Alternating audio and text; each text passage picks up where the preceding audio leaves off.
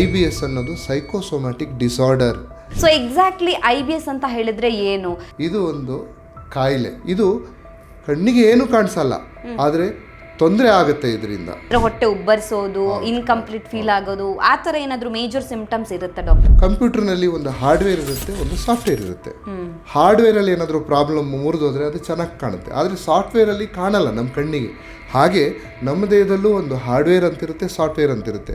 Motion ಹೋಗೋ ಜಾಗದಲ್ಲಿ block ಇಲ್ಲ, ಏನು ಅಡ್ಡ ಇಲ್ಲ, ಆದರೆ ಅದು ಫಂಕ್ಷನಿಂಗ್ ಎಫೆಕ್ಟ್ ಆಗಿರುತ್ತೆ. ಡಾಕ್ಟರ್, ಹಾಗಿದ್ರೆ IBS ಉಂಟಾಗೋದಕ್ಕೆ ರೀಸನ್ಸ್ ಏನು ಅಂತ? ನಮ್ಮ ಒಂದು ವೇದದಲ್ಲಿ ಹೇಳ್ತಾರೆ ಸಮಚಿತ್ತನಾಗಿರು ಅಂತ. ಯಾವಾಗಲೂ ಸಮಚಿತ್ತನಾಗಿದ್ದರೆ ದೇಹನೂ ಚೆನ್ನಾಗಿರುತ್ತೆ ಅಂತ. ಕೆಲವು ಸರಿ ಮೋಷನ್ ತುಂಬ ಗಟ್ಟಿಯಾಗಿ ಹೋಗೋದು, ಕೆಲವು ಟೈಮು ತುಂಬ ಸರಿ ಹೋಗೋದು, ನಂಬರ್ ಫ್ರೀಕ್ವೆನ್ಸಿ, ಕೆಲವು ಟೈಮು ತುಂಬ ನೀರಾಗಿ ಹೋಗೋದು, ಇದೆಲ್ಲ ಇರುತ್ತೆ. ಏನು ಪ್ರಾಬ್ಲಮ್ ಆಗಿದೆ ಅಂತ ಪರ್ಟಿಕ್ಯುಲರ್ಲಿ ಹೇಳೋದಕ್ಕಾಗತ್ತಾ ಅಂದ್ರೆ? ದೊಡ್ಡ ಕರಳಲ್ಲಿ ತುಂಬ ಬ್ಯಾಕ್ಟೀರಿಯಾ ಇದೆ, ಕೋಟಿಗಟ್ಟಲೆ ಬ್ಯಾಕ್ಟೀರಿಯಾ ಇದೆ. ನಮ್ಮ ದೇಹದ ಒಂದು ಜೀವಕೋಶಕ್ಕಿಂತ ನಂಬರ್ ಆಫ್ ಬ್ಯಾಕ್ಟೀರಿಯಾ ತುಂಬ ಇದೆ.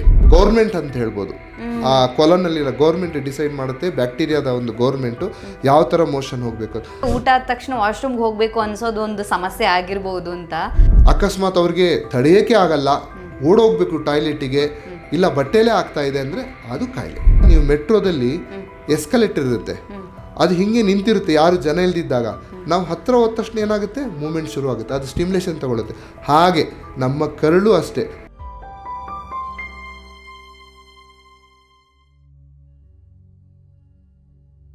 ನಮಸ್ತೆ, ನೀವು ನೋಡ್ತಾ ಇದ್ದೀರಾ ವಿಜಯ ಕರ್ನಾಟಕ.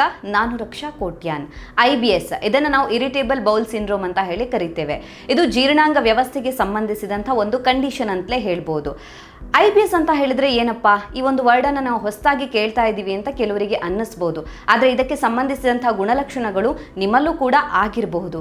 ಹಾಗಿದ್ರೆ ಈ IBS ಅಂತ ಹೇಳಿದ್ರೆ ಏನು, ಇದಕ್ಕೆ ಚಿಕಿತ್ಸೆ ಯಾವ ರೀತಿಯಾಗಿರುತ್ತೆ, IBSನ ಮುಖ್ಯ ಗುಣಲಕ್ಷಣಗಳು ಯಾವೆಲ್ಲ, ಇದನ್ನು ಬರದೇ ಇರೋ ರೀತಿಯಲ್ಲಿ ತಡೆಗಟ್ಟೋದಕ್ಕೆ ಸಾಧ್ಯ ಆಗುತ್ತಾ, ಈ ಎಲ್ಲ ವಿಚಾರದ ಬಗ್ಗೆ ಹೆಚ್ಚಿನ ಮಾಹಿತಿಯನ್ನು ತಿಳಿಸ್ಕೊಡೋದಕ್ಕೆ ಇವತ್ತು ನಮ್ಮ ಜೊತೆ ಇದ್ದಾರೆ doctor Praveen Kumar, senior consultant, medical gastroenterology, Apollo hospitals, Seshadripuram, Bangalore. Doctor, ಕಾರ್ಯಕ್ರಮಕ್ಕೆ ಸ್ವಾಗತ.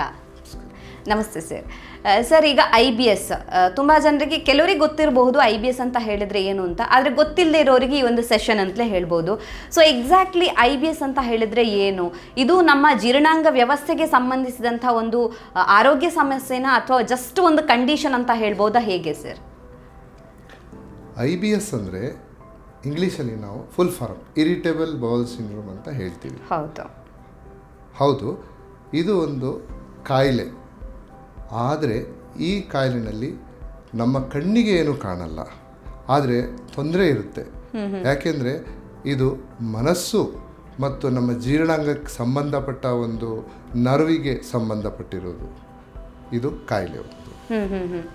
ಓಕೆ. ಸೊ ಹಾಗಿದ್ರೆ ಇದನ್ನ ನೀವು ಒಂದು ಹೆಲ್ತ್ ಇಶ್ಯೂಸ್ ಅಂತಾನೆ ಕನ್ಸಿಡರ್ ಮಾಡ್ತೀರಾ ಅಂತ? ಹೌದು, ಹೆಲ್ತ್ ಇಶ್ಯೂಸ್ ಅಂತ. ಯಾಕೆಂದರೆ ಇದರಲ್ಲಿ ಜನಗಳ ಕ್ವಾಲಿಟಿ ಆಫ್ ಲೈಫ್ ಅಂತ ನಾವು ಏನು ಹೇಳ್ತೀವಿ, ಅದು ತುಂಬ ಸಮಸ್ಯೆ ಆಗುತ್ತೆ. ತುಂಬ ಜನ ಆಫೀಸಿಗೆ ಹೋಗೋದಿಲ್ಲ, ತುಂಬ ಜನ ಒಂದು ಪರ್ಫಾರ್ಮೆನ್ಸ್ ಅಂತಾರೆ, ಅದು ಕಡಿಮೆ ಇರುತ್ತೆ, ಎಫಿಷಿಯನ್ಸಿ ಕಡಿಮೆ ಇರುತ್ತೆ. ಆದರೆ ಇದರಲ್ಲಿ ಮನುಷ್ಯನ ಜೀವಕ್ಕೇನೂ ಅಪಾಯ ಇಲ್ಲ. ಓಕೆ, ಇದು ಎಷ್ಟೇ ಸೀರಿಯಸ್ ಆಗಿರಲಿ, ಆದರೆ ಜೀವಕ್ಕೆ ಏನು ತೊಂದರೆ ಇಲ್ಲ. ತೊಂದರೆ ಕೊಡುತ್ತೆ, ಕಿರಿಕಿರಿ ಮಾಡುತ್ತೆ, ಆದರೆ ಜೀವನಕ್ಕೇನು ತೊಂದರೆ ಇಲ್ಲ. ಓಕೆ. ಹಾಗಿದ್ರೆ ಡಾಕ್ಟರ್, ಈಗ ರಿಪೋರ್ಟ್ ಎಲ್ಲ ನಾರ್ಮಲ್ ಇದೆ, ಏನೂ ಸಮಸ್ಯೆ ಇಲ್ಲ.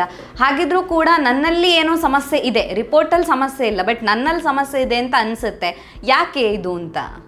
ಹೌದು, ಈಗ ಒಂದು ಉದಾಹರಣೆ ಕೊಡ್ತೀನಿ. ಈಗ ಈ ಕಂಪ್ಯೂಟರ್ನಲ್ಲಿ ಒಂದು ಹಾರ್ಡ್ವೇರ್ ಇರುತ್ತೆ, ಒಂದು ಸಾಫ್ಟ್ವೇರ್ ಇರುತ್ತೆ. ಹಾರ್ಡ್ವೇರಲ್ಲಿ ಏನಾದರೂ ಪ್ರಾಬ್ಲಮ್ ಮುರಿದೋದ್ರೆ ಅದು ಚೆನ್ನಾಗಿ ಕಾಣುತ್ತೆ, ಆದರೆ ಸಾಫ್ಟ್ವೇರಲ್ಲಿ ಕಾಣಲ್ಲ ನಮ್ಮ ಕಣ್ಣಿಗೆ. ಹಾಗೆ ನಮ್ಮ ದೇಹದಲ್ಲೂ ಒಂದು ಹಾರ್ಡ್ವೇರ್ ಅಂತಿರುತ್ತೆ, ಸಾಫ್ಟ್ವೇರ್ ಅಂತಿರುತ್ತೆ, ಅಂಗಾಂಗಗಳಿರುತ್ತೆ. ಅದು ಅಂಗಾಂಗಗಳು ಹೇಗೆ ಕೆಲಸ ಮಾಡಬೇಕು ಅನ್ನೋದಕ್ಕೆ ಒಂದು ಸಾಫ್ಟ್ವೇರ್ ಇರುತ್ತೆ. ಆ ಸಾಫ್ಟ್ವೇರು ಬ್ರೈನಿಗೆ ಅಪ್ಲೋಡ್ ಆಗಿರುತ್ತೆ, ಇಂಟೆಸ್ಟೈನ್ಗೂ ಅಪ್ಲೋಡ್ ಆಗಿರುತ್ತೆ. ಎಂಡೋಸ್ಕೋಪಿ ಮಾಡಿದಾಗಲ ಅಥವಾ ಬಯಾಪ್ಸಿ ಮಾಡಿ ಅದನ್ನು ಮೈಕ್ರೋಸ್ಕೋಪಲ್ಲಿ ನೋಡಿದಾಗ ಅದು ಕಾಣಲ್ಲ. ಅದು ಈ ಡಿಫೆಕ್ಟ್ನ ಕಂಡುಹಿಡಿಯೋದಕ್ಕೆ ಈ ಸಾಫ್ಟ್ವೇರ್ ಡಿಫೆಕ್ಟ್ ಅಂತೀವಿ. ಏನಂದರೆ ಈ ಅಂಗಾಂಗಗಳು ಹೇಗೆ ಕೆಲಸ ಮಾಡಬೇಕು, ಬ್ರೈನಿಂದ ಯಾವ ಥರ ಸ್ಟಿಮ್ಯುಲಸ್ ಹೋಗಬೇಕು, ಅದೆಲ್ಲ ಕಂಡುಹಿಡಿಯೋದಕ್ಕೆ ತುಂಬ ಪರೀಕ್ಷೆಗಳು ಇಲ್ಲ, ಕೆಲವು ಪರೀಕ್ಷೆಗಳು ಮಾತ್ರ ಇದೆ. ಹಾಗಾಗಿ ಇದು ಕಣ್ಣಿಗೆ ಏನು ಕಾಣಿಸಲ್ಲ, ಆದರೆ ತೊಂದರೆ ಆಗುತ್ತೆ ಇದರಿಂದ. ಓಕೆ. ಹಾಗಾದ್ರೆ ಆ ಪರ್ಸನಿಗೆ IBS ಇತ್ತು ಅಂತ ಹೇಳಿದಾಗ ಏನು ಫೀಲ್ ಆಗಲ್ವಾ?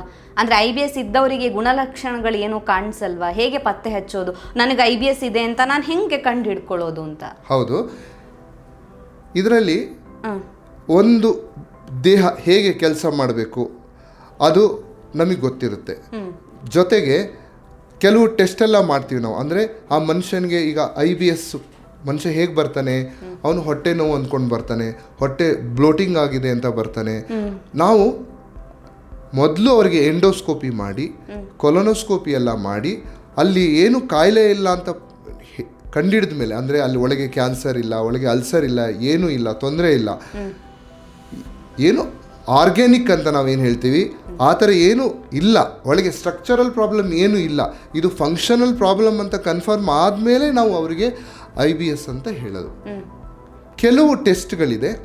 ಏನು ಅಂದರೆ ಈಗ ನಾವು ಈ ಒಂದು ಕಾನ್ಸ್ಟಿಪೇಷನ್ ಅಂತ ನಾವೇನು ಹೇಳ್ತೀವಿ, ಮಲಬದ್ಧತೆ, ಅದಕ್ಕೆ ನಾವು ಒಂದು ಫಂಕ್ಷನಲ್ ಕಾನ್ಸ್ಟಿಪೇಷನ್ ಅಂತೀವಿ. ಅಂದರೆ ಮೋಷನ್ ಹೋಗೋ ಜಾಗದಲ್ಲಿ ಬ್ಲಾಕ್ ಇಲ್ಲ, ಏನು ಅಡ್ಡ ಇಲ್ಲ, ಆದರೆ ಅದು ಫಂಕ್ಷನಿಂಗ್ ಎಫೆಕ್ಟ್ ಆಗಿರುತ್ತೆ. ಹೇಗೆ ಅಂದರೆ ಮೋಷನ್ ಹೋಗಬೇಕಾದ್ರೆ ಈ ಕೆಳಗೆ ಏನರ್ ಸ್ಪಿಂಕ್ಟರ್ ಅಂತಿರುತ್ತೆ, ಅದು ರಿಲ್ಯಾಕ್ಸೇಷನ್ ಆಗಬೇಕು. ಆ ಫಂಕ್ಷನ್ ಆಗ್ತಾ ಇರಲ್ಲ, ಅವನು ಪ್ರೆಷರ್ ಹಾಕ್ತಾ ಇರ್ತಾನೆ, ಆದರೆ ಸ್ಪಿಂಕ್ಟರ್ ರಿಲ್ಯಾಕ್ಸ್ ಆಗ್ತಾ ಇರಲ್ಲ. ಇದನ್ನು ಕಂಡುಹಿಡಿಯೋದಕ್ಕೆ ಒಂದು ಸ್ಪೆಷಲ್ ಟೆಸ್ಟ್ಗಳಿದೆ, ಆ್ಯನೋರೆಕ್ಟಲ್ ಮ್ಯಾನೋಮೆಟ್ರಿ ಅಂತ. ಅದರಲ್ಲಿ ನಾವು ಫೈಬರ್ ಹಾಕಿ ಅದ್ರ ಫಂಕ್ಷನ್ನ ಹೇಗೆ ಅಂತ ನಾವು ತಿಳ್ಕೊಳ್ತೀವಿ. ಅದರಿಂದ ನಾವು ಫಂಕ್ಷನಲ್ ಕಾನ್ಸ್ಟಿಪೇಷನ್ ಅಂತಲೂ ಹೇಳ್ತೀವಿ. ಇದು ಕಣ್ಣಿಗೆ ಕಾಣಲ್ಲ, ಅದು ಕೆಲವು ಟೆಸ್ಟ್ಗಳಿಂದ ಮಾತ್ರ ಗೊತ್ತಾಗುತ್ತೆ. ಓಕೆ, ಸೊ ಟೆಸ್ಟ್ ಬಗ್ಗೆ ಹೇಳಿದ್ರಿ, ಬಟ್ ಅದಕ್ಕಿಂತ ಮುಂಚೆ ಈಗ ಆಸ್ಪತ್ರೆಗೆ ಬರಬೇಕು ಅಂತ ಹೇಳಿದಾಗಲೂ ಅವನಲ್ಲಿ ಒಂದು ಕಾರಣ ಇರಬೇಕಲ್ಲ. ಸುಮ್ಮನೆ ಯಾರು ಆಸ್ಪತ್ರೆಗೆ ಹೋಗೋದಿಲ್ಲ. ಸೊ ಏನೋ ಒಂದು ಬದಲಾವಣೆ ಆಗ್ತಿದೆ ಅನ್ನೋದು ಫೀಲ್ ಆಗಬೇಕು ಅಂತ ಹೇಳಿದ್ರೆ ಮೇಜರ್ಲಿ ಯಾವ ಸಿಂಪ್ಟಮ್ಸು ಕಾಣಿಸ್ಕೊಳ್ಳಲ್ವಾ? ಹೇಗೆ ಅಂದರೆ ಹೊಟ್ಟೆ ಉಬ್ಬರಿಸೋದು, ಇನ್ಕಂಪ್ಲೀಟ್ ಫೀಲ್ ಆಗೋದು, ಆ ಥರ ಏನಾದರೂ ಮೇಜರ್ ಸಿಂಪ್ಟಮ್ಸ್ ಇರುತ್ತೆ ಡಾಕ್ಟರ್ ಹೇಗೆ ಅಂತ? ಹೌದು, ಯೂಶ್ವಲಿ ಈ ಕಾಯಿಲೆಗಳ ಸಿಂಪ್ಟಮ್ಸ್ ಏನು ಅಂತಂದರೆ ಅವ್ರಿಗೆ ಹೊಟ್ಟೆ ಉಬ್ರ ಆಗುತ್ತೆ, ಹೊಟ್ಟೆ ನೋವು ಇರುತ್ತೆ, ಜೊತೆಗೆ ಅವರ ಮೋಷನ್ ಕನ್ಸಿಸ್ಟೆನ್ಸಿ ನಾವು ಅಂತ ಹೇಳ್ತೀವಿ. ಕೆಲವು ಸರಿ ಮೋಷನ್ ತುಂಬ ಗಟ್ಟಿಯಾಗಿ ಹೋಗೋದು, ಕೆಲವು ಟೈಮು ತುಂಬ ಸರಿ ಹೋಗೋದು, ನಂಬರ್ ಫ್ರೀಕ್ವೆನ್ಸಿ, ಕೆಲವು ಟೈಮು ತುಂಬ ನೀರಾಗಿ ಹೋಗೋದು, ಇದೆಲ್ಲ ಇರುತ್ತೆ. ಇದೇ ಸಿಂಪ್ಟಮ್ಸ್ ಆಫ್ IBS ಲಕ್ಷಣಗಳು, IBS ಕಾಯಿಲೆ ಲಕ್ಷಣಗಳು. ಓಕೆ ಓಕೆ, ಹಾಗಿದ್ರೆ ಈ ತರ ಸಿಂಪ್ಟಮ್ಸ್ ಇದ್ದಾಗ ಹೋಗ್ಬೇಕಾಗತ್ತೆ ಅಂತ. ಹೌದು ಹೌದು. ಆದ್ರೆ ಕೆಲವರಿಗೆ ಈಗ ಸಿಂಪ್ಟಮ್ಸ್ ಅಲ್ಲೂ ಕೆಲವೊಂದ್ಸತಿ ಕನ್ಫ್ಯೂಷನ್ ಆಗುತ್ತೆ ಡಾಕ್ಟರ್. ಅಂದ್ರೆ ನನ್ಗೆ ಇವತ್ತೇನೋ ಒಂದು ಮೋಷನ್ ಡಿಫ್ರೆಂಟ್ ಆಗಿ ಹೋಯ್ತು ಅಂದಾಗ ನಾನೇನೋ ನಿನ್ನೆ ರಾತ್ರಿ ತಿಂದಿರುವಂಥ ಆಹಾರ ಹಂಗಿರ್ಬೋದು, ಅಥವಾ ಪ್ರೀವಿಯಸ್ ಡೇ ತಿಂದಿರುವಂಥ ಆಹಾರದಲ್ಲೇನೋ ಚೇಂಜಸ್ ಆಗಿರ್ಬೋದು ಅಂತಲೂ ಅಂದ್ಕೊಳ್ಳೋ ಸಾಧ್ಯತೆ ಇರುತ್ತೆ. ಸೊ ಎಕ್ಸಾಕ್ಟ್ಲಿ ಯಾವ ಪಾಯಿಂಟಲ್ಲಿ ನಾವು ಎಚ್ಚೆತ್ಕೋಬೇಕಾಗುತ್ತೆ ಅನ್ನೋದೊಂದು ಬರುತ್ತೆ. ಸೊ ಮೋಷನ್ ವಿಚಾರದಲ್ಲೇ ಮೇಯ್ನ್ ಆಗಿರುತ್ತೆ ಹೇಗೆ ಅಂತ. ನೀವು ಹೇಳಿದ್ದು ಒಳ್ಳೆ ಪಾಯಿಂಟು. ಯಾಕೆಂದರೆ ಒಂದು ದಿವಸದಲ್ಲಿ ನಮ್ಮ ಮಲ ವ್ಯತ್ಯಾಸ ಆದ ತಕ್ಷಣ ನಾವು IBS ಅಂತ ಹೇಳಲ್ಲ. ಇದಕ್ಕೆ ನಾವು ಕ್ರೈಟೀರಿಯಾ ಇರುತ್ತೆ. ಇದಕ್ಕೆ ಒಂದು 6 ತಿಂಗಳು ಅಬ್ಸರ್ವ್ ಮಾಡಬೇಕು. 6 ತಿಂಗಳು ಡ್ಯೂರೇಷನ್ ಅಲ್ಲಿ ಆ ಮನುಷ್ಯನಿಗೆ 3 ತಿಂಗಳು, ಕಡಿಮೆ ಪಕ್ಷ 3 ತಿಂಗಳಲ್ಲಿ ಅವನಿಗೆ ಪ್ರಾಬ್ಲಮ್ ಇರಬೇಕು. ಇದಕ್ಕೆ ನಮ್ಮಲ್ಲಿ ಕ್ರೈಟೀರಿಯಾಗಳಿದೆ. ಇದಕ್ಕೆ ನಾವು ರೋಮ್ ಕ್ರೈಟೀರಿಯಾ ಅಂತ ಹೇಳ್ತೀವಿ. ಆ ರೋಮ್ ಕ್ರೈಟೀರಿಯಾ ಪ್ರಕಾರ 6 ತಿಂಗಳ ಒಂದು ಡ್ಯೂರೇಷನಲ್ಲಿ ಅವನಿಗೆ 3 ತಿಂಗಳು ಈ ಪ್ರಾಬ್ಲಮ್ ಇರಬೇಕು. ಹೊಟ್ಟೆ ನೋವು ಬರುವುದು, ಹೊಟ್ಟೆ ಉಬ್ರ ಬರುವುದು, ಈ ಮೋಷನ್ನು ಕನ್ಸಿಸ್ಟೆನ್ಸಿ ಚೇಂಜ್ ಆಗೋದು, ಆವಾಗಲೇ ನಾವು IBS ಅಂತ ಹೇಳೋಕ್ಕಾಗೋದು. ಒಂದಿನ ಹಿಂದೆ ದಿನ ಅವನು ಏನೋ ತಿಂದ, ಫೈಬರ್ ಕಡಿಮೆ ತಿಂದ, ಮೋಷನ್ನು ಗಟ್ಟಿ ಆಯಿತು, ಹಿಂದಿನ ದಿನ ಅವನು ಹಾಲು ಜಾಸ್ತಿ ಕುಡ್ದ, ಆಯಿಲ್ ಜಾಸ್ತಿ ತಿಂದ, ಮೋಷನ್ ಸಾಫ್ಟ್ ಆಯಿತು ಅಂತ ತಕ್ಷಣ ನಾವು IBS ಅಂತ ಹೇಳಕ್ ಸಾಧ್ಯನೇ ಇಲ್ಲ. It is over A duration. Diagnosis is over A duration, not 1 or 2 days. ಇದು ಕ್ರಾನಿಕ್ ಕಂಡೀಷನ್ ಅಂತೀವಿ ನಾವು, ಕ್ರಾನಿಕ್ ಕಂಡೀಷನ್. ಹಾಗಾಗಿ ಡಯಾಗ್ನೋಸಿಸ್ಗೂ ನಮಗೆ ಅಟ್ಲೀಸ್ಟ್ 6 ತಿಂಗಳು ನಾವು ಮನುಷ್ಯನಿಗೆ ಅದು ಪ್ರಾಬ್ಲಮ್ ಇದೆ ಅಂದಮೇಲೆ IBS ಅಂತ ನಾವು ಡಯಾಗ್ನೋಸ್ ಮಾಡೋದು. ಅವ್ನಿಗೆ 6 ತಿಂಗಳು ಇರಬೇಕು. Okay okay. ಹಾಗಿದ್ರೆ ಈಗ ಯಾವುದೋ ಒಂದು ಪರ್ಸನ್ ಬಂದ್ಬಿಟ್ಟು ಡಾಕ್ಟರ್ ನಂಗೆ 2-3 ದಿನದಿಂದ ಹಿಂಗಾಗ್ತಿದೆ ಅಂದಾಗ ನೀವು ಅದನ್ನ IBS ಅಂತ ಕನ್ಸಿಡರ್ ಮಾಡೋದಕ್ಕೆ ಸಾಧ್ಯ ಇಲ್ಲ. ಸೊ ಒಂದು 3 ತಿಂಗಳಾದ್ರೂ ಬೇಕು ಅಲ್ವಾ? 6 ತಿಂಗಳು ಬೇಕು. ಅದರಲ್ಲಿ 3 ತಿಂಗಳು ಅವನಿಗೆ ಆಕ್ಟಿವ್ ಆಗಿ ಆ ಪ್ರಾಬ್ಲಮ್ ಇರಬೇಕು. ಇದಕ್ಕೆ ನಾವು ರೋಮ್ ಕ್ರೈಟೀರಿಯಾ ಅಂತ ನಾವು ಹೇಳ್ತೀವಿ. ಒಂದು ಲೆಕ್ಕದಲ್ಲಿ ಅರ್ಧ ವರ್ಷ ಅಂತಲೇ ಹೇಳ್ಬೋದು. ಸೊ ಅರ್ಧ ವರ್ಷ ತನಕ ಕಾಯ್ಬೇಕಾಗುತ್ತೆ, ಅದಾದ್ಮೇಲೆ ಏನು ಅಂತ ಪ್ರಾಪರ್ ಆಗಿ ಗೊತ್ತಾಗೋದಕ್ಕೆ ಸಾಧ್ಯ ಅಂತ. ಡಾಕ್ಟರ್, ಹಾಗಿದ್ರೆ IBS ಉಂಟಾಗೋದಕ್ಕೆ ರೀಸನ್ಸ್ ಏನು ಅಂತ? ಸೊ ನೀವು ಹೇಳಿದ್ರಿ ಇದು ಮೈಂಡ್ಗೆ ರಿಲೇಟೆಡ್ ಆಗಿರುವಂತ ಕೂಡ ಒಂದು ಪ್ರಾಬ್ಲಮ್ ಅಂತ ಹೇಳಿದ್ರಿ. ಎಕ್ಸಾಕ್ಟ್ಲಿ ಈಗ ಗಟ್ಟಲ್ಲಿ ಏನಾದ್ರೂ ಇಶ್ಯೂಸ್ ಆಗಿರುತ್ತಾ ಹೇಗೆ ಅಂತ? ಇದು ಎರಡಕ್ಕೂ ಸಂಬಂಧಪಟ್ಟಿದೆ. ಒಂದು ಬ್ರೈನು, ಇನ್ನೊಂದು ಗಟ್. ಬ್ರೈನಲ್ಲಿ ಅದು ಈ ಯಾವ ಥರ ಸಿಗ್ನಲ್ ಹೋಗ್ತಾ ಇದೆ, ಕರಳಿಗೆ ಯಾವ ಥರ ಸಿಗ್ನಲ್ ಕಳಿಸ್ತಾ ಇದೆ ಅದ್ರ ಮೇಲೆ ಡಿಪೆಂಡ್ ಆಗುತ್ತೆ. ಮತ್ತು ಕರಳಲ್ಲಿ ನಮ್ಮ ಈ ದೊಡ್ಡ ಕರಳಲ್ಲಿ ತುಂಬ ಬ್ಯಾಕ್ಟೀರಿಯಾ ಇದೆ, ಕೋಟಿಗಟ್ಟಲೆ ಬ್ಯಾಕ್ಟೀರಿಯಾ ಇದೆ. ನಮ್ಮ ದೇಹದ ಒಂದು ಜೀವಕೋಶಕ್ಕಿಂತ ನಂಬರ್ ಆಫ್ ಬ್ಯಾಕ್ಟೀರಿಯಾ ತುಂಬ ಇದೆ. ಅಷ್ಟು ಅದು ಡಿಸೈಡ್ ಮಾಡುತ್ತೆ ನಮ್ಮ ಮೋಷನ್ ಹೇಗೆ ಹೋಗಬೇಕು, ಗಟ್ಟಿ ಹೋಗಬೇಕಾ, ಸಾಫ್ಟಾಗಿ ಹೋಗಬೇಕಾ, ಎಷ್ಟು ಸರಿ ಹೋಗಬೇಕು ಅಂತ. ಆ ಬ್ಯಾಕ್ಟೀರಿಯಾಗಳ ಕಾಲೋನಿ ಅಂದರೆ ನಾವೊಂದು ಗೌರ್ಮೆಂಟ್ ಅಂತ ಹೇಳ್ಬೋದು. ಆ ಕೊಲನಲ್ಲಿರೋ ಗೌರ್ಮೆಂಟ್ ಡಿಸೈಡ್ ಮಾಡುತ್ತೆ, ಬ್ಯಾಕ್ಟೀರಿಯಾದ ಒಂದು ಗೌರ್ಮೆಂಟು ಯಾವ ಥರ ಮೋಷನ್ ಹೋಗಬೇಕು. ಅದು ಯಾವಾಗ ಬದಲಾವಣೆ ಆಗುತ್ತೆ ಆ ಮೋಷನ್ ಕನ್ಸಿಸ್ಟೆನ್ಸಿ ಫ್ರೀಕ್ವೆನ್ಸಿನೂ ಚೇಂಜ್ ಆಗುತ್ತೆ. ಆವಾಗ ಮನುಷ್ಯನಿಗೆ ಅನಿಸುತ್ತೆ ಏನೋ ನನ್ನಲ್ಲಿ ಪ್ರಾಬ್ಲಮ್ ಆಗಿದೆ ಅಂತ. ಹೌದು, ಎರಡಕ್ಕೂ ಸಂಬಂಧಪಟ್ಟಿದೆ. ಒಂದು ಮೆದುಳಿಗೆ ಸಂಬಂಧಪಟ್ಟಿದೆ, ಇನ್ನೊಂದು ಕರಳಿಗೆ, ಎರಡಿಗೂ ಸಂಬಂಧಪಟ್ಟಿದೆ. ಮತ್ತು ಅವೆರಡರ ಮಧ್ಯೆ ಇರೋ ಒಂದು ಸಂಬಂಧಕ್ಕೂ ಸಂಬಂಧಪಟ್ಟಿದೆ ಇದು. ಓಕೆ, ಸೊ ಹಾಗಿದ್ರೆ ಗಟ್ ಬ್ರೈನ್ ಕನೆಕ್ಷನ್ ಇದೆ ಅನ್ನೋದನ್ನ ಕೇಳಿದ್ದೀನಿ ನಾನು. ಹೌದು. ಆ ಕನೆಕ್ಷನ್ ಮಿಸ್ ಆಗೋದೇ IBS? ಇಲ್ಲ, ಕನೆಕ್ಷನ್ ಯಾವಾಗಲೂ ಇದ್ದೇ ಇರುತ್ತೆ, ಯಾವಾಗಲೂ ಮಿಸ್ ಆಗಲ್ಲ. ಅದರಲ್ಲಿ ಸ್ವಲ್ಪ ಹೆಚ್ಚು ಕಡಿಮೆ ಆದಾಗ, ಸ್ಟಿಮ್ಯುಲೇಷನ್ ಒಂದು ಜಾಸ್ತಿ ಆದಾಗ, ಕಡಿಮೆ ಆದಾಗ, ಮತ್ತೆ ಈ ಒಂದು ಮೆದುಳಿನ ಮೇಲೆ ನಮ್ಮ ಎಮೋಷನ್ಸು ಪರಿಣಾಮ ಬೀರುತ್ತೆ. ಇದನ್ನು ನಾವು ಸೈಕೋಸೊಮ್ಯಾಟಿಕ್ ಡಿಸಾರ್ಡರ್ ಅಂತ ಹೇಳ್ತೀವಿ IBSನ. ಅಂದರೆ ನಮ್ಮ ಮನುಷ್ಯ ದುಃಖದಲ್ಲಿದ್ದಾಗ ಅದ್ರ ಮೇಲೆ ಪರಿಣಾಮ ಬೀರುತ್ತೆ, ಖುಷಿ ಇದ್ದಾಗ ಅದ್ರ ಮೇಲೆ ಪರಿಣಾಮ ಬೀರುತ್ತೆ. ಆ ಥರ ಯೂಶುವಲಿ ಇದು ನಮ್ಮ ಒಂದು ವೇದದಲ್ಲಿ ಹೇಳ್ತಾರೆ ಸಮಚಿತ್ತನಾಗಿರು ಅಂತ. ಯಾವಾಗಲೂ ಸಮಚಿತ್ತನಾಗಿದ್ದರೆ ದೇಹನೂ ಚೆನ್ನಾಗಿರುತ್ತೆ ಅಂತ. ಕೆಲವರಿಗೆ ಸಮಚಿತ್ತ ಆಗೋದು ಕಷ್ಟ, ಆಂಗ್ಸೈಟಿ, ಡಿಪ್ರೆಷನ್ ಅದೆಲ್ಲ ಇರುತ್ತೆ. ಅವ್ರಿಗೆ ಈ ಥರ ಪ್ರಾಬ್ಲಮ್ ಜಾಸ್ತಿ, IBS ಜಾಸ್ತಿ. ಓಕೆ, ಯಾಕಂತ ಹೇಳಿದ್ರೆ ಈಗ ಬೇರೆಲ್ಲ ಡಿಸೀಸ್ ಬಗ್ಗೆ ನಾವು ಮಾತಾಡಬೇಕಾದ್ರೆ, ಫಾರ್ ಎಕ್ಸಾಂಪಲ್ ಈಗ ಕ್ಯಾನ್ಸರೇ ತಗೊಳ್ಳೋಣ, ಅಲ್ಲಿ ಏನೋ ಒಂದು ಲಂಪ್ ಇದೆ ಅಂತ ಹೇಳ್ತೀವಿ. ಅಂದರೆ ಅದ್ರ ಬಗ್ಗೆ ಹೇಳೋದಕ್ಕೆ ಏನೋ ಒಂದು ಎಕ್ಸಾಕ್ಟ್ಲಿ ಪಾಯಿಂಟ್ ಇದೆ. ಅಥವಾ ಬೇರೆ ಇದ್ದಾಗ, ಪ್ರಾಬ್ಲಮ್ ಇದ್ದಾಗ ಅಲ್ಸರ್ ಇದೆ ಅಂತ ಹೇಳ್ತೀವಿ. ಆದರೆ IBS ಅಂತ ಬಂದಾಗ ಹೊಟ್ಟೆಲಿ ಏನಾಗಿದೆ, ಏನೋ ಒಂದು ಗಾಯ ಆಗಿದೆಯಾ, ಏನು ಪ್ರಾಬ್ಲಮ್ ಆಗಿದೆ ಅಂತ ಪರ್ಟಿಕ್ಯುಲರ್ಲಿ ಹೇಳೋದಕ್ಕೆ ಆಗುತ್ತಾ ಅಂತಂದರೆ, ನೀವು ಹೇಳಿದ್ರಿ ಆ ಕನೆಕ್ಷನ್ಸ್ ಅಲ್ಲಿ ಪ್ರಾಬ್ಲಮ್ ಇರಬಹುದು ಅಂತ. ಆದರೆ ಅಲ್ಲಿ ಏನಾದರೂ ಹೆಂಗೆ ಪ್ರಾಬ್ಲಮ್ ಇದೆ ಅನ್ನೋದನ್ನು ಜನರಿಗೆ ಎಕ್ಸ್ಪ್ಲೇನ್ ಮಾಡೋದು ಸ್ವಲ್ಪ ಕಷ್ಟ ಆಗಬಹುದು. ಸೊ ಹೆಂಗೆ ಹೇಳ್ತೀರಾ, ಹೆಂಗೆ ವಿವರಿಸ್ತೀರಾ ಅಂತ ಡಾಕ್ಟರ್? IBS ಅಂತ ಡಯಾಗ್ನೋಸ್ ಮಾಡೋದು ತುಂಬ ಕಷ್ಟ. ಯಾಕೆ ಅಂತಂದರೆ ಮೊದಲು ನಾವು ಎಲ್ಲ ಕಾಯಿಲೆಗಳನ್ನು ರೂಲ್ ಔಟ್ ಮಾಡ್ಕೊಂಡು ಬರಬೇಕು. ಈ ಕಾಯಿಲೆ ಇಲ್ಲ, ಅಲ್ಸರ್ ಇಲ್ಲ, ಕ್ಯಾನ್ಸರ್ ಇಲ್ಲ, ಆಮೇಲೆ ಬೇರೆ ಅಲ್ಸರೇಟಿವ್ ಕೊಲೈಟಿಸ್ ಇಲ್ಲ, ಅದನ್ನೆಲ್ಲ ತೆಗೆದಾದ್ಮೇಲೆ ನಾವು IBS ಅಂತ ಡಯಾಗ್ನೋಸ್ ಮಾಡೋಕ್ಕಾಗೋದು. ಯಾವುದೋ ಒಂದು ಕ್ಯಾನ್ಸರ್ ಅಂತ ಡಯಾಗ್ನೋಸ್ ಮಾಡೋದು ತುಂಬ ಸುಲಭ. ಒಳಗೆ ಹೋಗಿ ಬಯಾಪ್ಸಿ ತೆಗೆದು ಕ್ಯಾನ್ಸರ್ ಅಂತ. IBS ತುಂಬ ಕಷ್ಟ. ಯಾಕೆಂದರೆ ಇದೇನು ಆರ್ಗ್ಯಾನಿಕ್ ಕಾಯಿಲೆಗಳಿಲ್ಲ ಅಂತ ಎಂಡೋಸ್ಕೋಪಿ ಮಾಡಿ, ಕೊಲೊನೋಸ್ಕೋಪಿ ಮಾಡಿ, ಕೆಲವು ಟೈಮ್ CT ಸ್ಕ್ಯಾನ್ ಬೇಕಾಗುತ್ತೆ, ಅದನ್ನೆಲ್ಲ ಮಾಡಿ ಲಾಸ್ಟಿಗೆ ಆ ರೋಮ್ ಕ್ರೈಟೀರಿಯಾ ಪ್ರಕಾರ ಅದನ್ನು ಹೊಂದಿಸಿ ಹೌದು ಇವರಿಗೆ IBS ಇದೆ ಅಂತ ನಾವು ಡಯಾಗ್ನೋಸ್ ಮಾಡಬೇಕಾಗುತ್ತೆ. ಯಾಕೆಂದರೆ ನಾವು IBS ಅಂತ ಡಯಾಗ್ನೋಸ್ ಮಾಡಿ ನಾಳೆ ಆ ಮನುಷ್ಯನಿಗೆ ಏನೋ ಕ್ಯಾನ್ಸರ್ ಬಂತು, ಅಲ್ಸರ್ ಬಂತು ಅಂದರೆ ನಮಗೆ ಕೆಟ್ಟದು. ಈ ಡಾಕ್ಟ್ರು ನನಗೆ IBS ಅಂದರು ನೋಡಿ ನನಗೆ ಕ್ಯಾನ್ಸರ್ ಇತ್ತು, ಇದನ್ನು ಮಿಸ್ ಮಾಡಿಕೊಂಡ್ರು ಅಂತ. ಹಂಗಾಗಿ IBS ಡಯಾಗ್ನೋಸಿಸ್ ಡಿಫಿಕಲ್ಟ್ ಡಯಾಗ್ನೋಸಿಸ್. ಮತ್ತು ಅವರಿಗೆ ತೋರ್ಸೋಕ್ಕೆ ಏನು ಇರಲ್ಲ. ನಿಮ್ಗೆ IBS ಇದೆ ಅಂತ ಸರ್ ಹೇಗೆ IBS ಇದೆ ಅಂತ ಹೇಳ್ತೀರಂದ್ರೆ ನಿಮ್ಗೆ ಏನು ಈ ಕಾಯಿಲೆಗಳಿಲ್ಲ, ಏನು ಕಾಣಿಸ್ತಾ ಇಲ್ಲ, ಅಲ್ಸರ್ ಇಲ್ಲ, ಕ್ಯಾನ್ಸರ್ ಇಲ್ಲ, ಹಾಗಾಗಿ ನಿಮ್ದು IBS ಅಂತ ಲಕ್ಷಣಗಳಿರೋದ್ರಿಂದ IBS ಅಂತ ಹೇಳ್ತೀವಿ ಅಂತ ನಾವು ಡಯಾಗ್ನೋಸ್ ಮಾಡ್ತೀವಿ. ಒಂಥರ ಏನು ಸಮಸ್ಯೆ ಇಲ್ಲ, ಆದ್ರೂ ಏನೋ ಒಂದಿದೆ. ಸಮಸ್ಯೆ ಇಲ್ಲ, ಸಮಸ್ಯೆ ಇದೆ. ಸೊ ಎರಡೂ ಇದೆ, ಸಮಸ್ಯೆ ಇಲ್ಲ, ಸಮಸ್ಯೆ ಇದೆ, ಎರಡು ಕೂಡ ಇನ್ಕ್ಲೂಡ್ ಆಗಿರುತ್ತೆ ಅಂತ.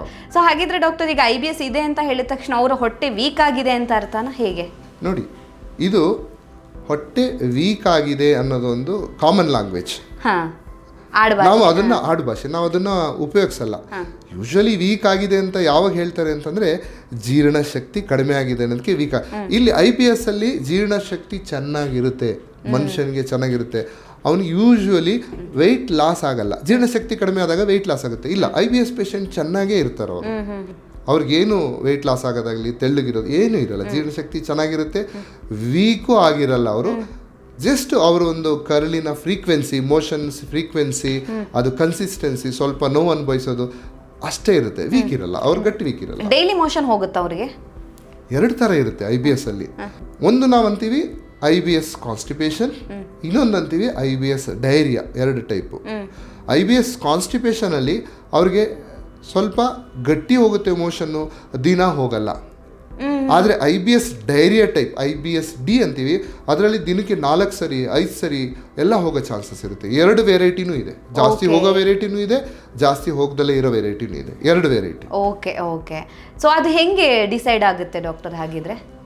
ಇದು ನಾವು ಹೇಗೆ ಡಿಸೈಡ್ ಮಾಡ್ತೀವಿ ಅಂದರೆ, ಇದು IBS ಅಲ್ಲಿ ಟೆಸ್ಟ್ಗಳು ಕಡಿಮೆ, ಬರೀ ನಮ್ಮ ನಾಲೆಡ್ಜು ಪೇಷಂಟ್ ಹಿಸ್ಟ್ರಿ ಮೇಲೆ ಪೇಷಂಟ್ ಹೇಗೆ ಹೇಳ್ತಾರೆ, ಅವನು 2 ದಿನ 3 ದಿನಕ್ಕೂ ಮೋಷನ್ ಪಾಸ್ ಮಾಡಲಿಲ್ಲ ಅಂದರೆ ಅದು IBS ಕಾನ್ಸ್ಟಿಪೇಷನ್ ಅಂತ ಹೇಳ್ತೀವಿ. ಆಮೇಲೆ ಜಾಸ್ತಿ ಮೋಷನ್ ಪಾಸ್ ಮಾಡ್ತಿದ್ರೆ IBS ಡಯರಿಯಾ ಅಂತ ಹೇಳ್ತೀವಿ.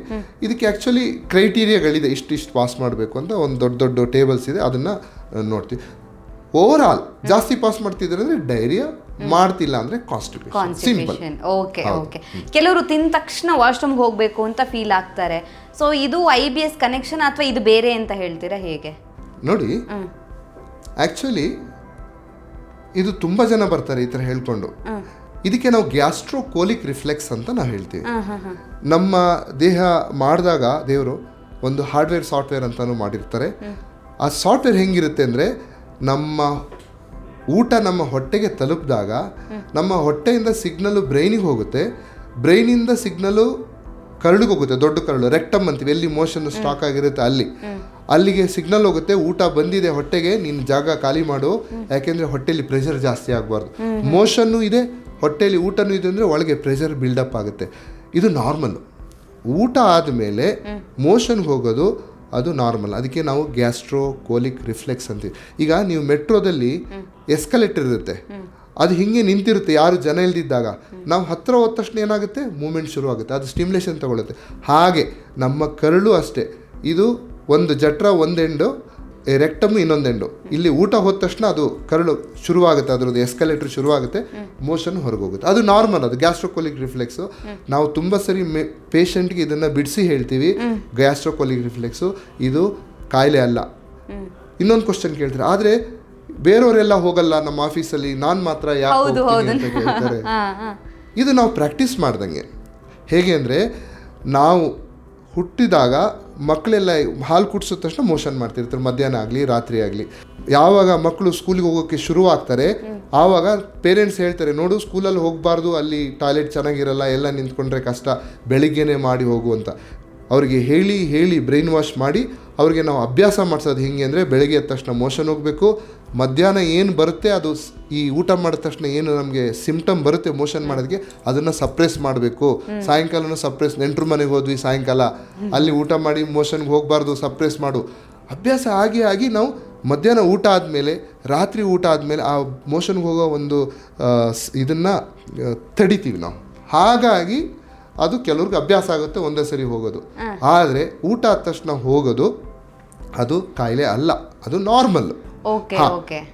ಅಕಸ್ಮಾತ್ ಅವ್ರಿಗೆ ತಡೆಯೋಕ್ಕೆ ಆಗಲ್ಲ, ಓಡೋಗ್ಬೇಕು ಟಾಯ್ಲೆಟಿಗೆ, ಇಲ್ಲ ಬಟ್ಟೆಲೇ ಆಗ್ತಾ ಇದೆ ಅಂದರೆ ಅದು ಕಾಯಿಲೆ.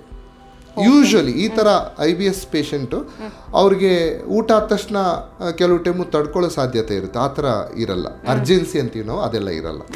ಓಕೆ. ಬಟ್ ನಾನು ಅನ್ಕೊಂಡಿದ್ದೆ ಊಟ ಆದ ತಕ್ಷಣ ವಾಶ್ರೂಮ್ಗೆ ಹೋಗಬೇಕು ಅನ್ಸೋದು ಒಂದು ಸಮಸ್ಯೆ ಆಗಿರ್ಬೋದು ಅಂತ, ಬಟ್ ಅದು ಸಮಸ್ಯೆ ಅಲ್ಲ. ಸಮಸ್ಯೆ ಅಲ್ಲ. ಮತ್ತೆ ಈಗ ನೋಡಿ, ಈ ಪ್ರಾಣಿಗಳು ರೇಸ್ ಕೋರ್ಸಲ್ಲಿ ಕುದುರೆಗಳಿಗೆ ಮಧ್ಯಾಹ್ನ ಅದಕ್ಕೆ ಹುಲ್ ಕೊಡಿ, ಅಲ್ಲೇ ಮೋಷನ್ ಮಾಡುತ್ತೆ. ಯಾಕೆಂದರೆ ಅದು ಕಲ್ತಿಲ್ಲ ಅದನ್ನು ಸಪ್ರೆಸ್ ಮಾಡೋದು. That is normal gastrocolic reflex. ಹಸುಗಳಿಗೆ ಹುಲ್ಲು ಕೊಟ್ಟಾಗ ಅದು ಲದ್ದಿ ಹಾಕಿಬಿಡುತ್ತೆ, ನಾರ್ಮಲ್ ಅದು ಗ್ಯಾಸ್ಟ್ರೋಕೋಲಿಕ್ ರಿಫ್ಲೆಕ್ಸ್. ಓಕೆ. ಈಗ 1-2 ಸಲ ಆದರೆ ಓಕೆ, ಏನೋ ಫುಡ್ ವೇರಿಯೇಷನಿಂದ ಈ ಥರ ಆಗಿರ್ಬೋದು ಅಂತ ಅನ್ಕೋಬಹುದು. ಆದರೆ ನಮಗೆ ಎವ್ರಿ ಟೈಮ್ ಹಾಗೆ ಆಗ್ತಿದ್ದಾಗಲೂ ಕೂಡ ಅದು ನಾರ್ಮಲ್, ಅಬ್ನಾರ್ಮಲ್ ಅಲ್ಲ ಅಂತನಾ ಸರ್? ಹಾಗಲ್ಲ. ಕೆಲವು ಟೈಮ್ ಏನಾಗುತ್ತೆ, ನಾನು ಹೇಳಿದ್ದೆ ನಮ್ಮ ಕರುಳಲ್ಲಿ, ದೊಡ್ಡ ಕರುಳಲ್ಲಿ ಒಂದು ಗೌರ್ಮೆಂಟ್ ಇರುತ್ತೆ ಈ ಬ್ಯಾಕ್ಟೀರಿಯಾದು ಅಂತ. ಅದು ಕೆಲವು ಬ್ಯಾಕ್ಟೀರಿಯಾಗಳು ಏನು ಮಾಡುತ್ತೆ, ಮೋಷನ್ನ ಗಟ್ಟಿ ಮಾಡುತ್ತೆ, ದಿನಕ್ಕೆ 1 ಸರಿ 2 ಸರಿ ಹೋಗಂಗೆ ಮಾಡುತ್ತೆ. ಕೆಲವು ಟೈಮ್ ಆ ಗೌರ್ಮೆಂಟ್ ಚೇಂಜ್ ಆಗ ಬೇರೆ ಬ್ಯಾಕ್ಟೀರಿಯಾಗಳು ಬಂದಾಗ ಅದು ಮನುಷ್ಯನಿಗೆ 4 ಸರಿ 5 ಸರಿ ಹೋದಾಗೂ ಮಾಡ್ಬೋದು, ಮೋಷನ್ನ ಗಟ್ಟಿ ಮಾಡಲ್ಲ. ಆ ಟೈಮಲ್ಲಿ ನಾವು ಪ್ರೋಬಯೋಟಿಕ್ ಅಂತ ಕೊಟ್ಟು ಅದನ್ನು ಸ್ವಲ್ಪ ಸರಿ ಮಾಡ್ತೀವಿ, ಫ್ರೀಕ್ವೆನ್ಸಿನ ಕಡಿಮೆ ಮಾಡ್ತೀವಿ. ಓಕೆ. ಸೊ ಇದ್ರ ಸಿಂಪ್ಟಮ್ ಬಗ್ಗೆ ಮಾತಾಡ್ತಾ ನೀವು ಹೇಳಿದ್ರಿ, ಒಂದು ರೀತಿ ಬ್ಲೋಟಿಂಗ್ ಆಗಬಹುದು, ಈ ಥರ ಸಮಸ್ಯೆಗಳು ಬರಬಹುದು ಅಂತ. ಈಗ ಪದೇ ನನಗೆ ಒಂದು ರೀತಿ ಹೊಟ್ಟೆಯಲ್ಲಿ ಸೌಂಡ್ ಆಗ್ತಾ ಇದೆ, ಗುಳುಗುಳು ಅಂತ ಸೌಂಡ್ ಆಗ್ತಾ ಇದೆ, ಅಥವಾ ಬ್ಲೋಟಿಂಗ್ ಬರ್ತಾ ಇದೆ, ತೇಗ್ ಬರ್ತಾ ಇದೆ ಅಂದಾಗ ನಾನು ಯೂಶಲಿ ನಾವೇನು ಮಾಡ್ತೀವಿ, ಗ್ಯಾಸ್ಟ್ರಿಕ್ ಟ್ಯಾಬ್ಲೆಟ್ ತಗೋತೀವಿ, ಮೇ ಬಿ ನಮಗೆ ಗ್ಯಾಸ್ಟ್ರಿಕ್ ಆಗಿರ್ಬೋದು ಅಂತ. ಸೊ ಈ ರೀತಿ ಟ್ಯಾಬ್ಲೆಟ್ ತಗೊಂಡ ಮೇಲೂ ಕೂಡ ನಮಗೆ ರಿಲೀಫ್ ಆಗಿಲ್ಲ ಅಂದಾಗ ಮೇ ಬಿ ಇದು IBS ಇರಬಹುದು ಅಂತ ನಾವು ಪ್ರೆಡಿಕ್ಟ್ ಮಾಡೋದಕ್ಕೆ ಸಾಧ್ಯ ಆಗತ್ತಾ, ಅಂದಾಜು ಮಾಡ್ಬೋದು ಸರ್, ಹೇಗೆ ಅಂತ? ನೋಡಿ, ಹೊಟ್ಟೆಲಿ ಸ್ವಲ್ಪ ಸೌಂಡ್ ಆಗೋದು ಸಹಜ, ಆಗಲೇಬೇಕು ಅದು. ಮತ್ತು ತೇಗೂ ಅಷ್ಟೇ ಈ ಗಾಳಿ ಬರೋದು ಹೊಟ್ಟೆಲಿ ಗ್ಯಾಸ್ ಪ್ರೊಡಕ್ಷನಿಂದ ಅಲ್ಲ, ನಾವೇನು ಊಟ ಮಾಡ್ಬೇಕಾದ್ರೆ ಗಾಳಿ ಹೋಗಿರುತ್ತೆ ಅದೇ ವಾಪಸ್ ಬರೋದು ತೇಗು. ಇನ್ನೊಂದು ಹೇಳಿದ್ರೆ ಗ್ಯಾಸ್ ಮಾತ್ರೆ ತಗೋಬೋದು, ಗ್ಯಾಸ್ಟ್ರಿಕ್ ಮಾತ್ರೆ. ಗ್ಯಾಸ್ಟ್ರಿಕ್ ಮಾತ್ರೆ ಅನ್ನೋದು ಜನಸಾಮಾನ್ಯರು ಈ ಪ್ರೋಟಾನ್ ಪಂಪ್ ಇನಿಬಿಟರ್ಸ್ ಅಂತ ನಾವು ಹೇಳ್ತೀವಿ. ಅದು ಈ ಪ್ರೋಟಾನ್ ಇನಿಬಿಟರ್ಸ್ ಅಂದರೆ ಪ್ಯಾಂಟೋಪ್ರೋಸೋಲು, ರ್ಯಾಬಿಪ್ರೋಸೋಲು, ಎಸ್ಒಮೆಪ್ರೋಸೋಲ್ ಅದೆಲ್ಲ. ಅದಕ್ಕೂ ಮತ್ತು IBSಗೂ ಸಂಬಂಧ ಇಲ್ಲ, ಅದು ಟ್ರೀಟ್ಮೆಂಟ್ ಅಲ್ಲ. ಸೊ ಗ್ಯಾಸ್ ಟ್ಯಾಬ್ಲೆಟು ತೊಗೊಳ್ಬಾರ್ದು. ಗ್ಯಾಸ್ ಟ್ಯಾಬ್ಲೆಟ್ ಅಂದರೆ ಈ ಪ್ರೋಟಾನ್ ಪಂಪ್ ಇನ್ಹಿಬಿಟರ್ಸ್ನ ತೊಗೊಳ್ಬಾರ್ದು. ಯಾಕೆಂದರೆ ಅದರಲ್ಲಿ ನಮ್ಮ ಹೊಟ್ಟೆಲಿರೋ ಆ್ಯಸಿಡ್ ಸಪ್ರೆಷನ್ ಆಗುತ್ತೆ. ಆ್ಯಸಿಡ್ ತುಂಬ ಇಂಪಾರ್ಟೆಂಟ್. ಯಾಕೆಂದರೆ ನಾವು ಊಟ ಮಾಡಿದಾಗ ಊಟದಲ್ಲಿರೋ ಬ್ಯಾಕ್ಟೀರಿಯಾ, ವೈರಸ್ ಎಲ್ಲ ಆ ಆ್ಯಸಿಡಲ್ಲಿ ಡಿಪ್ ಆಗಿ ಸತ್ತೋಗುತ್ತೆ. ನಾವು ಈ ಗ್ಯಾಸ್ ಟ್ಯಾಬ್ಲೆಟು ಕಂಟಿನ್ಯೂಸ್ ತೊಗೊಳೋದ್ರಿಂದ ಏನಾಗುತ್ತೆ, ಆ ಬ್ಯಾಕ್ಟೀರಿಯಾ ಎಲ್ಲ ಸಾಯಲ್ಲ, ಹಾಗೆ ಕರಳಿಗೆ ಎಂಟ್ರಿ ಕೊಡುತ್ತೆ, ಇನ್ಫೆಕ್ಷನ್ ಮಾಡುತ್ತೆ. ಮತ್ತು ಕೆಲವು ವಿಟಮಿನ್ B12, ಐರನ್ ಅಬ್ಸಾರ್ಪ್ಷನ್ ಎಲ್ಲ ಕಡಿಮೆ ಆಗುತ್ತೆ ಆ್ಯಸಿಡ್ ಇಲ್ದಲೇ ಇರೋದ್ರಿಂದ. ಹಾಗಾಗಿ ಆ್ಯಸಿಡ್ ಸಪ್ರೆಷನ್ ಗ್ಯಾಸ್ ಮಾತ್ರೆಗಳು ಅವಶ್ಯಕತೆ ಇದ್ದರೆ ಡಾಕ್ಟ್ರು ಹೇಳಿದರೆ ಮಾತ್ರ ತಗೊಳ್ಬೇಕು. ಕೆಲವರು ಓವರ್ ದ ಕೌಂಟರ್ ತಗೊಂಡು ವರ್ಷಗಟ್ಟಲೆ ಹೋಗಿ ಮೆಡಿಕಲ್ ಹೋಗಿ ತಗೋತಾರೆ, ಓವರ್ ದ ಕೌಂಟರ್ ಮೆಡಿಸಿನ್ ತಗೋತಾರೆ, ಒಳ್ಳೇದಲ್ಲ. ಅದು ಇದಕ್ಕೆ IBSಗೆ ಟ್ರೀಟ್ಮೆಂಟ್ ಅಲ್ಲ. ಓಕೆ ಓಕೆ ಡಾಕ್ಟರ್, ಕೆಲವರು ಹೇಳ್ತಾರೆ ಸ್ಟ್ರೆಸ್ಸಿಗೂ IBSಗೂ ಕನೆಕ್ಷನ್ಸ್ ಇರಬಹುದು ಅಂತ. ಇದ್ರ ಬಗ್ಗೆ ನಿಮ್ಮ ಅಭಿಪ್ರಾಯ ಏನು? ನಮ್ಮಲ್ಲಿ ಒತ್ತಡ ಹೆಚ್ಚಾಯಿತು ಅಂತ ಹೇಳಿದಾಗ ಅದು ಕೆಲಸದ ಒತ್ತಡ ಇರ್ಬೋದು ಅಥವಾ ಪರ್ಸನಲ್ ಲೈಫ್ ಇರ್ಬೋದು, ವಾಟ್ ಎವರ್, ಏನೋ ಒಂದು ಒತ್ತಡ ಇದ್ದೇ ಇರುತ್ತೆ. ಇವಾಗಿನ ಕಾಲದಲ್ಲಿ ಸಣ್ಣ ಮಕ್ಕಳಿಗೂ ಕೂಡ ಸ್ಕೂಲಲ್ಲಿ ಹೋಮ್ವರ್ಕ್ ಕೂಡ ಒಂದು ರೀತಿಯ ಸ್ಟ್ರೆಸ್ ಅಂತಲೇ ಹೇಳ್ಬೋದು. ಸೊ ಈ ಒತ್ತಡಕ್ಕೂ IBSಗೂ ಹತ್ತಿರದ ಸಂಬಂಧ ಏನಾದರೂ ಇದೆಯಾ ಅಂತ? ನಾನು ಆವಾಗಲೇ ಹೇಳಿದೆ, ವೇದದಲ್ಲಿ ಹೇಳ್ತಾರೆ ಸಮಚಿತ್ತ ಆಗಿರಬೇಕು. ಎಷ್ಟೇ ಕಷ್ಟ ಆಗಿರಲಿ, ಎಷ್ಟೇ ಸುಖ ಬರಲಿ, ಯಾವುದೋ ದೊಡ್ಡ ಅಚೀವ್ಮೆಂಟ್ ಮಾಡಿದ್ರು, ತುಂಬ ಫೇಲ್ ಆದರೂ ಒಂದೇ ಚಿತ್ತ ಇರಬೇಕು. ಯಾಕೆಂದರೆ ಇದು ನಮ್ಮ ದೇಹದ ಮೇಲೆ ಪರಿಣಾಮ ಬೀರುತ್ತೆ. IBS ಅನ್ನೋದು ಸೈಕೋಸೊಮ್ಯಾಟಿಕ್ ಡಿಸಾರ್ಡರ್. ನಮ್ಮ ಸೈಕೋಸೊಮ್ಯಾಟಿಕ್ ಡಿಸಾರ್ಡರ್. ನಾವು ತುಂಬ ಏನಾದರೂ ಸ್ಟ್ರೆಸ್ಸಲ್ಲಿದ್ದರೆ ತುಂಬ ಸರಿ ಇಮೋಷನ್ ಹೋಗೋ ಚಾನ್ಸಸ್ ಇರುತ್ತೆ. ಹಾಗ ಇದು ಸಂಬಂಧಪಟ್ಟಿದೆ. ನಮ್ಮ ಈ ಯಾವ ಎಮೋಷನ್ಸ್ ಮೇಲೆ ಇದು ಡಿಪೆಂಡ್ ಆಗಿದೆ IBS. ತುಂಬ ಡಿಪ್ರೆಷನ್ನು, ಆ್ಯಂಗ್ಸೈಟಿ ಇದ್ದಾಗ ಈ ಕಾಯಿಲೆಗಳು ತುಂಬ ಜಾಸ್ತಿ ಆಗುತ್ತೆ. ಉಬ್ರ ಜಾಸ್ತಿ ಆಗೋದು, ತೇಗು ಜಾಸ್ತಿ ಬರೋದು, ಕೆಲವು ಗಾಳಿ ನುಂಗಿ ತೇಗು ಬಿಡ್ತಾ ಇರ್ತಾರೆ, ಉಬ್ರ ಎಲ್ಲ ಆಗುತ್ತೆ. ಇದು ಸಹಜ, ಇದು ಆಗುತ್ತೆ. ಹಾಗಾದ್ರೆ ಸಂಬಂಧ ಇದೆ ಅಂತ. ಸಂಬಂಧ ಇದೆ. Okay okay, thank you so much doctor. ನಮ್ಮ ಇವತ್ತಿನ ಕಾರ್ಯಕ್ರಮದಲ್ಲಿ IBSಗೆ ಸಂಬಂಧಪಟ್ಟ ಹಾಗೆ ಹೆಚ್ಚಿನ ಮಾಹಿತಿಯನ್ನು ಜನರಿಗೆ ತಿಳಿಸ್ಕೊಟ್ಟಿದ್ದೀರ. ಸೊ ಇದು ಹೊರಗಡೆ ಅವರಿಗೆ ಕಾಣೋದಿಲ್ಲ, ಬಟ್ ಆದರೂ ಕೂಡ ಇದು ಒಂದು ಸಮಸ್ಯೆನೇ. ಸಮಸ್ಯೆ ಅಲ್ಲದೆ ಇದ್ರೂ ಕೂಡ ಒಂದು ರೀತಿಯ ಸಮಸ್ಯೆ ಅನ್ನೋದನ್ನು ನಮ್ಮ ಆಡಿಯನ್ಸಿಗೆ ಒಂದು ರೀತಿ ಸರಳವಾಗಿ ಅರ್ಥ ಆಗುವ ರೀತಿಯಲ್ಲಿ ಹೇಳಿದ್ದೀರಾ. ಸೊ ಯಾವೆಲ್ಲ ಆಹಾರವನ್ನು ಸೇವಿಸಬೇಕು, ಯಾವುದನ್ನೆಲ್ಲ ಅವಾಯ್ಡ್ ಮಾಡಬೇಕು, ಎಲ್ಲದರ ಬಗ್ಗೆ ಹೆಚ್ಚಿನ ಮಾಹಿತಿಯನ್ನು ತಿಳಿಸ್ಕೊಟ್ಟಿದ್ದೀರಾ. ಧನ್ಯವಾದ ಸರ್. ನಮ್ಮ ಇವತ್ತಿನ ಕಾರ್ಯಕ್ರಮದಲ್ಲಿ IBSಗೆ ಸಂಬಂಧಪಟ್ಟ ಹಾಗೆ ಹೆಚ್ಚಿನ ಮಾಹಿತಿಯನ್ನು ಡಾಕ್ಟರ್ ನಮಗೆ ತಿಳಿಸ್ಕೊಟ್ಟಿದ್ದಾರೆ. ಆರೋಗ್ಯಕ್ಕೆ ಸಂಬಂಧಿಸಿದಂಥ ಹೆಚ್ಚಿನ ವಿಡಿಯೋಗಳನ್ನು ನಮ್ಮ ವಿಜಯ ಕರ್ನಾಟಕ ಹೆಲ್ತ್ ಪೇಜ್ನಲ್ಲಿ ನೀವು ನೋಡಬಹುದು.